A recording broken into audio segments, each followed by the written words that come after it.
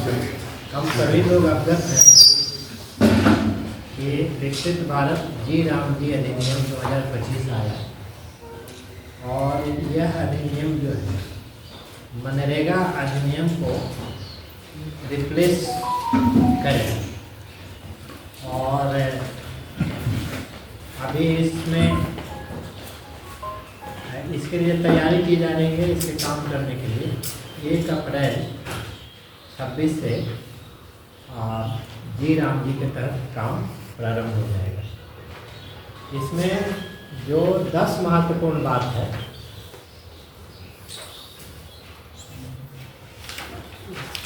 अधिनियम का 10 महत्वपूर्ण बात है।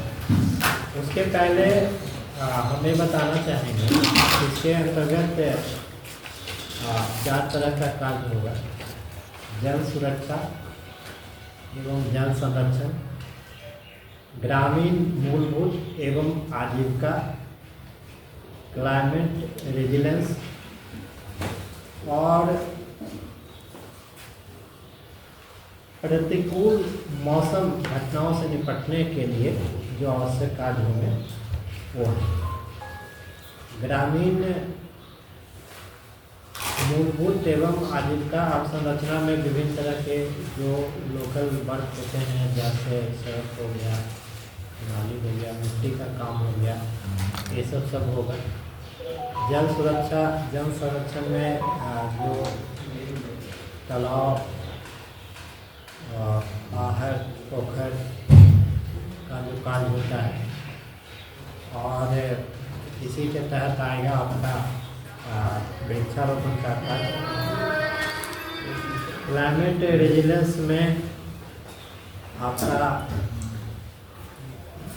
जो बहुत सारे हम लोग का आज नदी से जो नहर निकले हैं वो सब सूख रहा है, जिसके चलते कृषि प्रभावित हो रही है, तो उसको ठीक करने का काम है। और क्लाइमेट के अनुसार पहले से चिन्हित करके कि कहाँ पे किस तरह का कार्य, किस तरह का खेती हो, उसके लिए मैंने कार्य लिया जाएगा। अधिनियम की सबसे बड़ी विशेषता ये है कि जहाँ मनरेगा में हम लोग 100 दिन का वैधानिक रोजगार गारंटी देते हैं, इस योजना में 125 दिन की वैधानिक गारंटी है।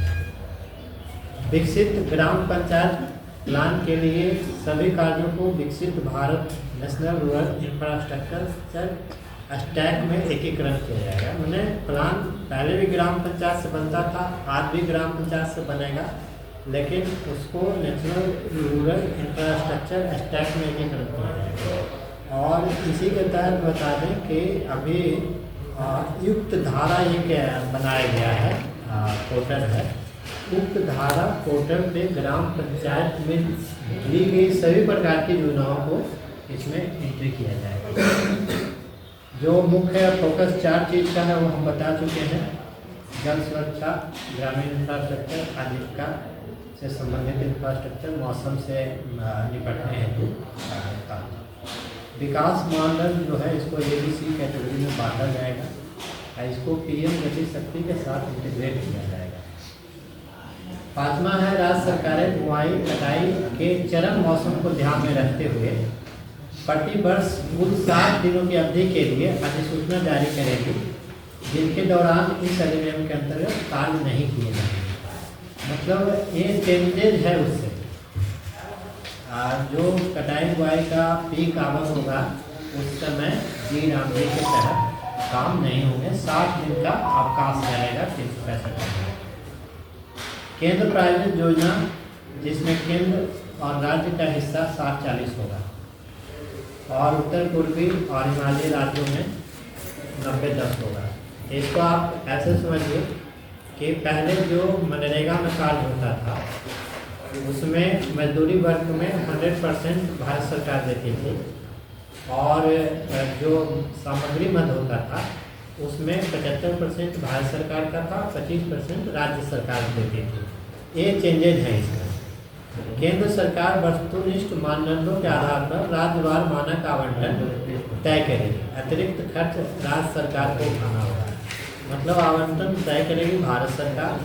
अभी भी भारत सरकार मनरेगा में तय करती थी, इस बार भी तय करेगी। अगर उस तय मानक से अधिक खर्च होता है तो राज्य सरकार को खर्च वहन करना होगा। प्राकृतिक आपदाओं या असाधारण स्थितियों के दौरान समय पर प्रक्रिया और राहत पहुँचाने के लिए विशेष प्रावधान किया गया है। आपदा की स्थिति में गिर आमदी के तहत कुछ न कुछ विशेष प्रावधान के तहत काम होगा। बायोमेट्रिक प्रमाणीकरण है, स्पेशियल टेक्नोलॉजी आधारित प्लानिंग है, digital monitoring, weekly public disclosure और मजबूत सोशल ऑडिट से पारदर्शिता और जवाबदेही सुनिश्चित करना इसका 9वां उद्देश्य है। 10वां है गवर्नमेंट गवर्नेंस स्ट्रक्चर, निगरानी और मूल्यांकन के लिए सेंट्रल और स्टेट ग्रामीण रोजगार गारंटी परिषदें, राज्य साथ ही नेशनल और स्टेट स्टीयरिंग कमेटी होगा। तो गारंटी परिषदें मनरेगा में भी था, इसमें भी रहेगी, और नेशनल स्टेट का स्टीयरिंग कमेटी पहले भी था, अभी भी रहेगा। यही 10 महत्वपूर्ण चेंज है। एक जो इम्पॉर्टेंट है सोशल ऑडिट, तो सोशल ऑडिट को और पारदर्शी बनाया जाएगा। अभी भी सोशल ऑडिट का कार्य होता है और सोशल ऑडिट का कार्य बिहार में काफ़ी अच्छा हो रहा है। उसमें बहुत सारी योजनाओं में ऑडिट के बाद रिकवरी वगैरह भी होता है। अगर मान लिया जगह पे काम नहीं किया हुआ तो ऑडिट टीम मिलती है और उस पर कार्रवाई होता है। तो ये 10 मूलभूत थी। एक चीज़ इसके अतिरिक्त ये बता दें कि बिहार सरकार में जल संसाधन विभाग से दोनों का समन्वय से कार्य करने का निर्णय लिया गया है। इसमें जो जल संसाधन की भैंसें, नहरें, जल स्राव जो आज की डेट में कार्य रूप में नहीं है, सूख चुका है। जैसा कि आप लोग सुन रहे होंगे, जैसा होता है कि नदी के बहाव को हम स्टार्ट करेंगे तो उन सब की योजनाएँ जल संसाधन विभाग से होगा। और जल संसाधन विभाग की नहरों की सूची हमें प्राप्त होगा। स्कूटी इंजीनियर यहाँ के जो बनमनखी के स्कूटी इंजीनियर हैं वो नोडल हैं। यहाँ बदनाहा और एक नरपत 3 डिवीज़न यहाँ काम करता है जल संसाधन का। तो उनके द्वारा योजनाएँ प्राप्त होनी है। अभी 242 योजना उन्होंने दिया है। ये सारी योजनाओं का काम जल संसाधन विभाग करेंगे और उसका प्रशासनिक स्वीकृति भी टीडीसी के द्वारा दिया जाएगा।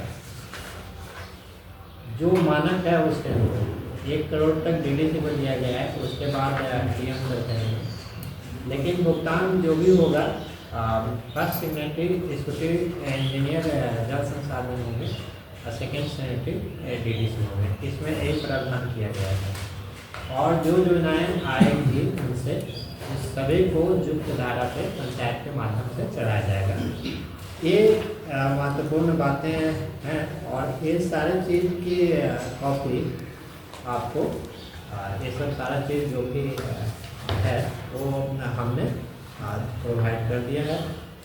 तो इसमें आपदा के समय किस तरह से काम? आपदा के समय में जैसे ये होता है कि बहुत जरूरी पड़ गया, कहीं छोटा सा बांध टूट गया तो उसमें मनरेगा हाथ खड़ा कर देता है। इसमें दिया गया है कि नहीं, उसमें आपको वर्क करवाना है। और दूसरा है कि ये देख लीजिए, चूँकि जल संसाधन से भी समन्वय हो गया तो बड़ा बांध वगैरह टूटता है, वैसी स्थिति आती है तो उसमें जल संसाधन काम और जो बायोमेट्रिक और स्पेशल टेक्नोलॉजी आधारित प्लानिंग, डिजिटल मॉनिटरिंग की जो बात है तो आपको जानकर खुशी होगी कि जितने मनरेगा के जॉब का आधारित है उसको eKYC करना है। आगे से बिना eKYC का कोई भी भुगतान नहीं होगा। तो उसमें आपका पूर्णिया जिला नंबर 1 था eKYC में। उसका ये हुआ कि पायलट प्रोजेक्ट आपके ज़िला में चल रहा है शुरू में राज्य के देश के 7 राज्य में 7 जिला को चुना गया था, उसमें पूर्णिया एक था, ठीक है ना। वो इसलिए कि E-KYC सबसे ज़्यादा हम लोग का था, नंबर में भी परसेंटेज, और वो उसमें है ये कि अब जो भी भुगतान होंगे मनरेगा के भी आगे जी-राम जी में तो ही होगा, फेशियल रिकॉग्निशन से होगा। मतलब ये नहीं है कि नहीं फोटो NMMS जो होता था ना, NMMS तो होगा लेकिन फोटो खींच के नहीं, फेशियल रिकॉग्निशन से आदमी खड़ा रहेगा, उसका फोटो आएगा सामने, आँख का ऊपर नीचे जो होता है रेटिना, उसके आधार पर अटेंडेंस होगा, जो आपके जिला में स्टार्ट हो चुका है, चल रहा है। अभी राज्य में सिर्फ पूर्णिया में चल रहा है, आगे 23 तारीख से पूरे राज्य में लागू होने की बात है। पायलट से चल रहा है 9 तारीख से, 9 से। पायलट प्रोजेक्ट में होता क्या है कि आरंभ जब होता है ना तो बहुत सारी तकनीकी समस्या आती है, तो इधर हम लोग जो कृषि में बैठ रहे हैं स्टेट से हो केंद्र से, सभी पीओ साथ में रहते हैं कि कहाँ क्या समस्या आ रहा है, तो उन सारी चीज़ों को जब सॉर्ट आउट कर देंगे तब इसको पूरे स्टेट में होगा। तो 23 तारीख से पूरे स्टेट में जाएगा। अभी आपका जिला अव्वल है 100 डेज देने में पूरे राज्य में, नंबर 1 पे है। कितना सर इसमें दिया गया है? 100 कितना है आपका? 4800 डोज मिला है, और दूसरा जो जिला है इसके सीधा आधा है, आधा से भी कम होगा।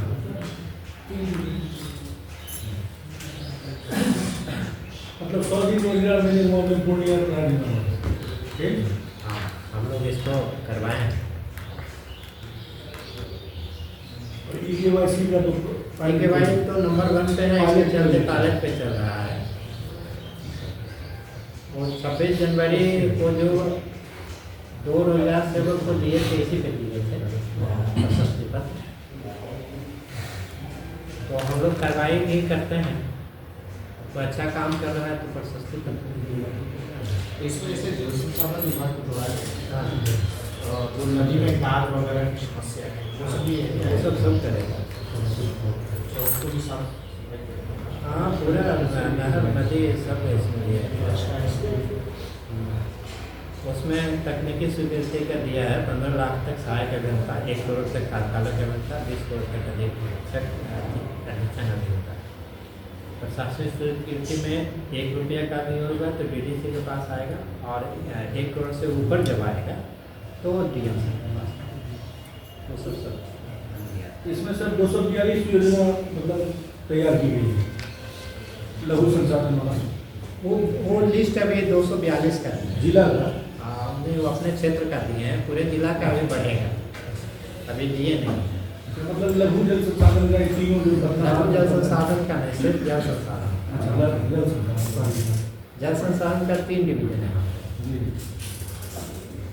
बनमनखी बदनाम उनकी ये 242 योजना है। हाँ, बनमनखी की E-KYC के थ्रू जो सर फेस रिकॉग्नाइजेशन है, तो कहीं पे इस पर ये भी है कि मतलब पहले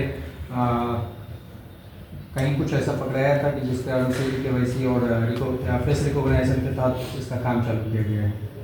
नहीं, जैसे सरकार स्तर पे लगातार इसमें कितना अच्छा से बेहतरीन ढंग से काम हो, और जो गड़बड़ियाँ होती हैं उसको मिनिमाइज किया गया, तो धीरे धीरे चेंज हो रहा है। NMMS पहले था, फेस सुना है, और गलतियाँ पकड़ाती है तो उसमें कार्रवाई होती है।